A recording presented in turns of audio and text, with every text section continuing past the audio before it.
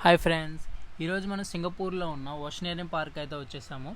So మీరు ఒకవేళ Singapore travel చేస్తున్నట్లయితే ఈ ప్లేస్ అయితే మీరు ఖచ్చితంగా విజిట్ చేయండి. ఇదైతే నెక్స్ట్ లెవెల్లో ఉంటుందని చెప్పొచ్చు. సో ఇది వచ్చేసి పర్ పర్సన్ $48 పడుతుంది, ఎస్జిడి సింగపూర్ డాలర్స్ పడుతుంది. సో ఇది లోపలికి వచ్చేసి మనం ఒక 2 hours మొత్తం ఒక లిటరలీ వేరే ప్రపంచంలో ఉన్న ఫీలింగ్ వస్తుంది, ఎందుకంటే సముద్రం లోపల ఉన్న ఫీలింగ్ అయితే వస్తుంది.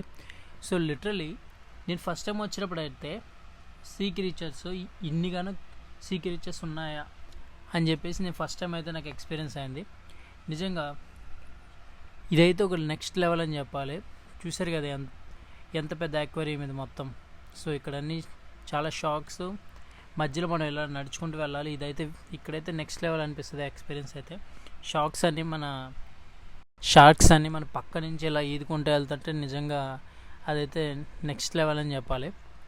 సో చూస్తున్నారు కదా ఎంత పెద్దగా ఇదైతే బుల్ చేశారో.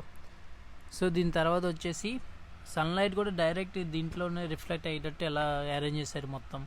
సో ఇది చూస్తున్నారు కదా నా పైనుంచి ఫిషెస్ ఎలా, షార్క్స్ ఎలా ఈదుకుంటూ వెళ్తున్నాయో. సో మీరైతే సింగపూర్ వచ్చినప్పుడు అయితే ఈ ప్లేస్ అయితే మస్ట్ విజిట్ చేయండి. సో మీరు చూస్తున్నారు కదా ఈ షార్క్, ఇది వచ్చేసి దగ్గర దాదాపు మనిషి సైజులో ఉంది ఇదైతే.